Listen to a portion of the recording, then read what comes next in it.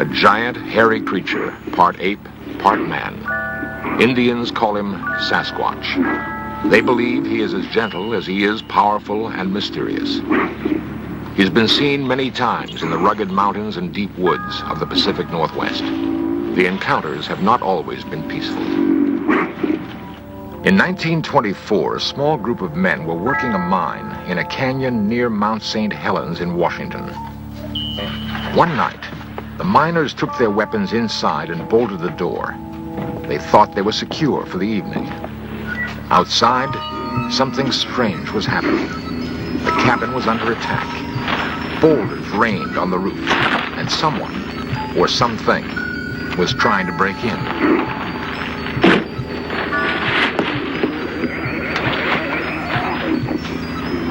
The miners later described their attackers as large, hairy apes. The siege lasted several hours.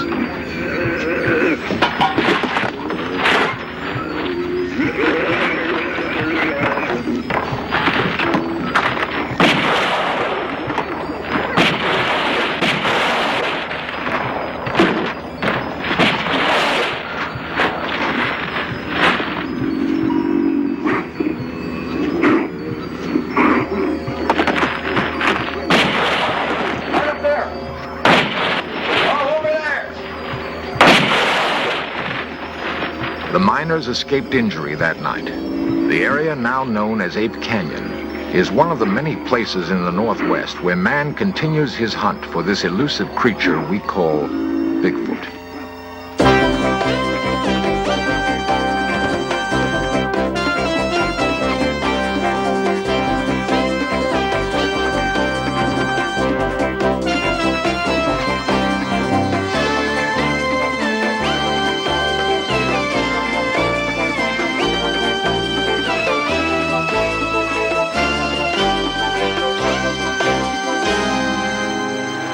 Many people do not believe in Bigfoot, but a lot of people do, and some of them feel they must kill it to prove it exists.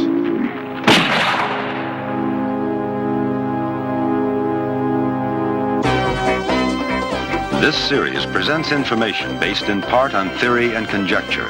The producer's purpose is to suggest some possible explanations, but not necessarily the only ones, to the mysteries we will examine. To the Indians living along the Columbia River in Oregon and Washington, or those in Canada, there is no need for proof of Bigfoot. Sasquatch has been a part of Indian lore as long as they've inhabited this land. Some anthropologists believe that the creature could have come to the northwestern part of the United States along with the Indians, across a land bridge that once connected Siberia to Alaska. The newcomers to this country have seen Bigfoot in an area ranging from Northern California to southwest British Columbia. To the Indian, Bigfoot carries a mystical significance. Sometimes it's difficult to tell where myth ends and reality begins. In our modern world of concrete and steel, we're far removed from the Indian lore of Bigfoot. It's hard to imagine any corner of our crowded world where a giant, man-like creature could roam free. Yet there's persuasive evidence that Bigfoot is real, and that urban man may be close to his first meeting with this living legend. It is felt by some scientists that Bigfoot falls somewhere in this progressive chart of man, a giant hominid related to but not like modern man. According to this theory, Bigfoot would have pursued a course of evolution separate but parallel to his human cousins. Dr. Grover Krantz is an anthropologist at Washington State University. Its locomotion is the human design, so we know it's probably our closest living relative. But in terms of anything mental characteristics, no, it's not human. So it is a mixture of ape and human characteristics, and if you want to call that a missing link, that's fine. Now, this is a cast of a jawbone of something that I think is actually the Sasquatch. This is a jaw that's anatomically in between human and ape in its teeth, but it's much larger than any living ape, much larger than a gorilla, for instance. These are known from fossils about 1 million years old in China, and it has been named Gigantopithecus. And it has approximately the characteristics that our Sasquatch has. So I'm inclined to think that this species just simply is continuing today. The most convincing visual evidence of Bigfoot is a film taken by Roger Patterson in Northern California. Dr. Krantz believes it to be authentic. I've examined the film many times, watching it forward, backwards, stop framed, measured, and everything. And all of the anatomy of the creature is perfectly consistent. It just simply does not fit with a man wearing a suit.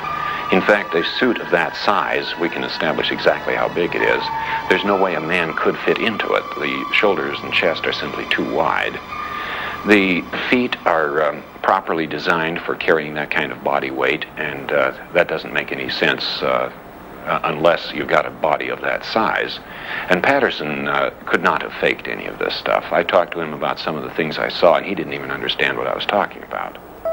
Reports of Bigfoot sightings in the Northwest go all the way back to 1811. There have been some in other parts of the United States, but most have come in the area from Northern California to British Columbia. In 1882, a British Columbia newspaper published the story of railroad workers who saw and captured a creature they called Jacko. No one seems to know what happened to that creature, but the hunt for others has brought headlines all across the United States. There have been an estimated 2,000 reported sightings of Bigfoot. Half of those are considered fakes. The other half are very real, especially to those who live in this rugged country and who have seen with their very own eyes, seen something strange and sometimes frightening. I'd been down to my folks's, and Cindy was with me, and we decided it time to go home, and so we left. And Lewis Alway and his daughter Cindy of Stevenson, Washington, returning home one night from visiting his parents, came across something they'd never seen before. It was about 10:30, 11 o'clock at night, and Cindy was sleeping on the floor, on the seat. And I come around the corner there, and there it was. It looked to me like he had just come over the top of the guardrail there. I woke her up and she got to see it just before it ran to brush. And at first I thought it was a bear, but when it took off across the road on its hind legs, I just couldn't believe it. I hunt and I fish and I see a lot of game all the time, and it looked like something that I'd never saw before. 3 or 4 years ago, we received a call in the late part of the fall. The people who own this cabin back here said they'd found some tracks of what they thought was a large animal. And we came out and investigated that. Back here by the tree, we found several tracks that were real large, way larger than a human.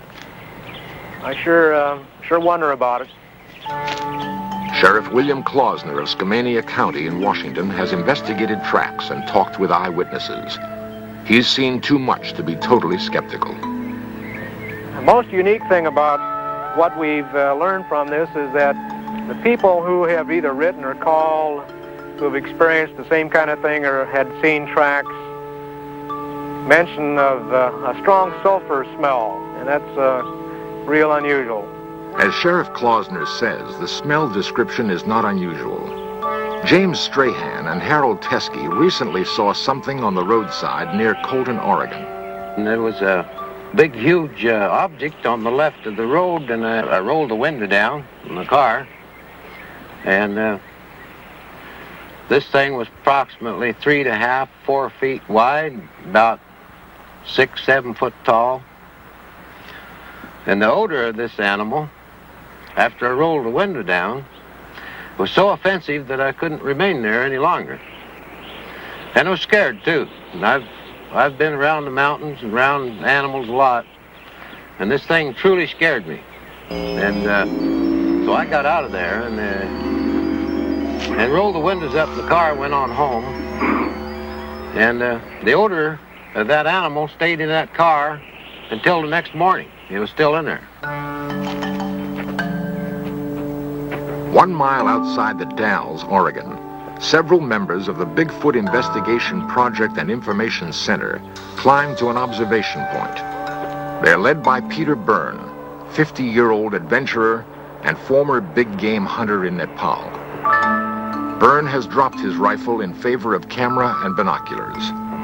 For 5 years, he's headed the Bigfoot investigation project and stalked these north woods, checking out every story and every set of tracks. His prey is elusive. We will talk to the person who says that they've seen one. We will talk to their family, perhaps to their employers or employees. We'll talk to the local police to see if they know them, to find out if the person is simply a joker, a hoaxer of some kind, or if they're a person of reputation and of known integrity. And then we'll go and see the person, we'll interview them, and of course we'll try and get to the place of the actual sighting as quickly as possible. One of the most credible sightings took place near Mount Hood, Oregon in 1974. 2 loggers, Jack Cochran and Furman Osborne, were working in an area of fallen timber. Cochran explains what he saw. I looked off towards the woods, and I saw these 2 long legs moving at the edge of the timber. And as this thing walked, it walked with a glide, and then it reached an arm out and kind of touched a tree as it walked by. And I saw these wide shoulders, and then it just moved off down the hill. J.C. Rourke and I were up on that little hill there and was setting chokers, and the cat came down to the line and he didn't come back, so we decided to walk out in the woods onto the timber so we could be in the shade, and we heard this commotion there in the brush, and we saw this big monster going out through there. And I yelled for my buddy. I wanted him to see him, and I started running. I wanted to get a closer look at him, and we chased him over the ridge there, and at one time I was within 50 feet of him. Whatever Osborne chased through the woods left him far behind. Cochran, an amateur artist, tried to sketch what he saw. He was tall, long-legged, and hairy, very broad shoulders, and his head seemed to just spring up out of his shoulders, no neck. The arms were long and more in proportion than a human. There is persuasive evidence that men may be closing in on Bigfoot. What will the hunters do if they find him? And we'll just smooth it out a little bit, make sure it runs into all the cracks and corners, and that's really all there is to it. Peter Byrne, professional Bigfoot investigator. Before doing this, and now Hundreds of unexplained footprints have been found in these woods. They receive close examination by the experts. This is a plaster cast of an actual footprint here, and it's a 13.5-inch cast, and it has a number of peculiarities. One is the normal bulge behind the big toe or the hallux, and then there's a second bulge, and this is peculiar to all of the footprints that we have seen. Nobody really knows what causes this second bulge. Perhaps it's a muscle of some kind to support the enormous weight.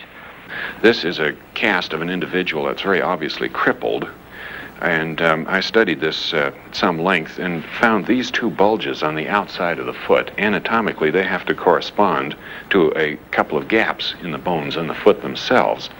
And the bulges in a normal human foot expanded to this size would have been here, but they're shifted forward.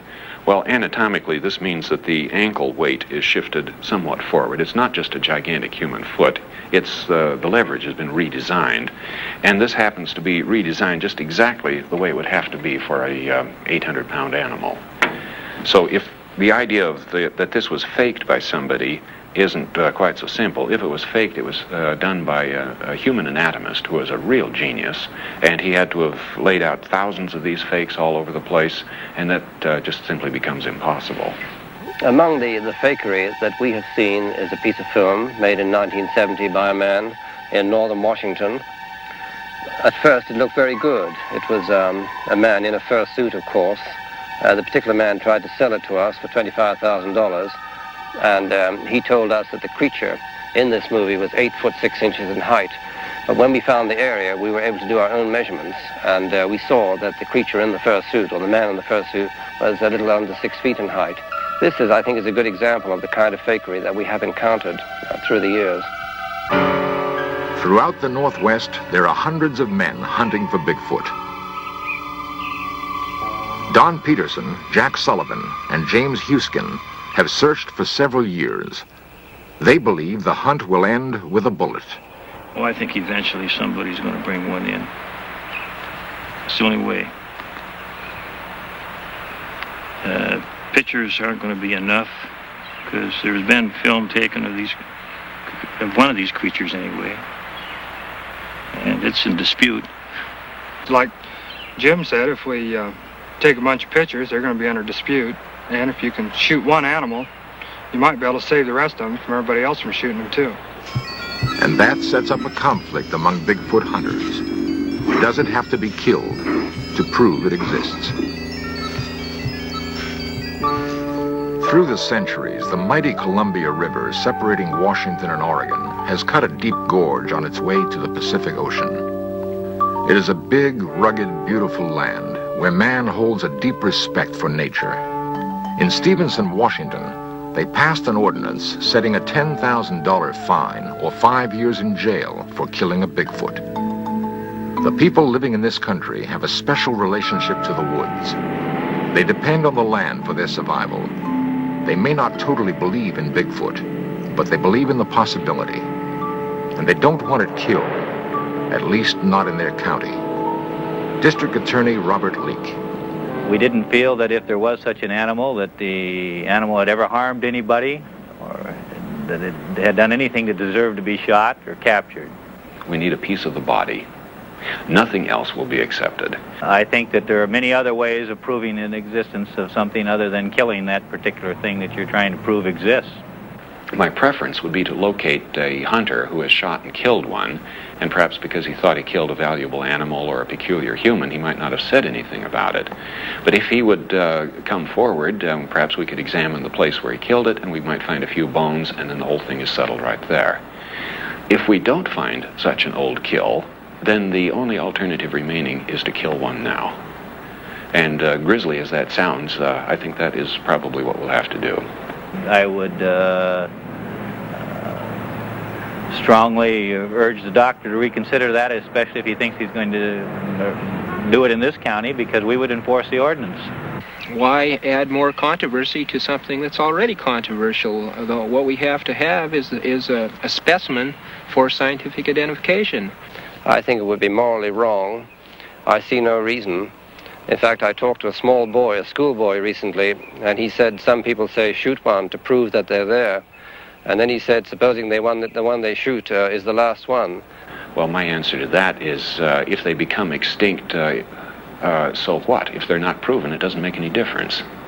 We have a lot of animals that became extinct in the past, and there's nothing we can do about it. And if this animal remains unaccepted, who cares if it becomes extinct? They're obviously rare. There are not very many of them.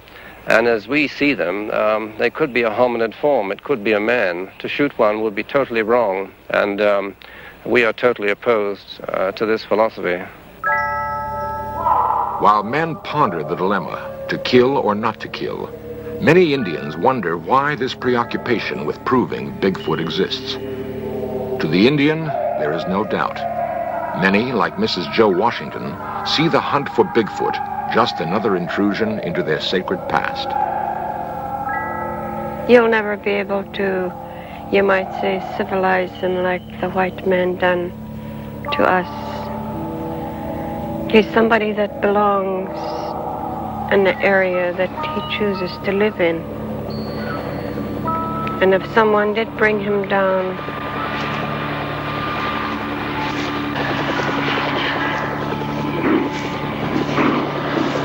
he'd never adapt to your way or even mine, because his way of life is entirely different from ours, mine and yours. And I always felt so bad when I hear of Sasquatch hunters that say they're going to photograph this man, or most of them refer to him as an animal. And from the stories and things that I was taught by my people, that he is not an animal, he's not a savage, he's a gentle being that just goes about his own way, collecting his own food, clothing, and lives where he chooses.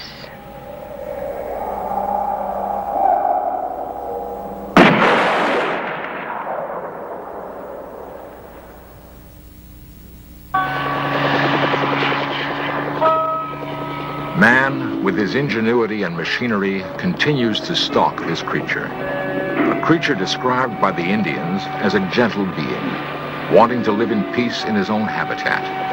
A creature some scientists believe is a link to centuries long past. The gorilla is mentioned in Greek mythology going back hundreds and hundreds of years, and yet it was not discovered until the late 18th century. And the subspecies, the mountain gorilla, was not identified until early 1900. And there are other examples. The fossil fish that was discovered in the Indian Ocean only a few years ago, believed to be extinct for 80 million years. This is the coelacanth, and now it's known to still live off the coast of Africa. Is that the case with Bigfoot? Is this creature really a relative of the Gigantopithecus, a primate that lived over 1 million years ago in China?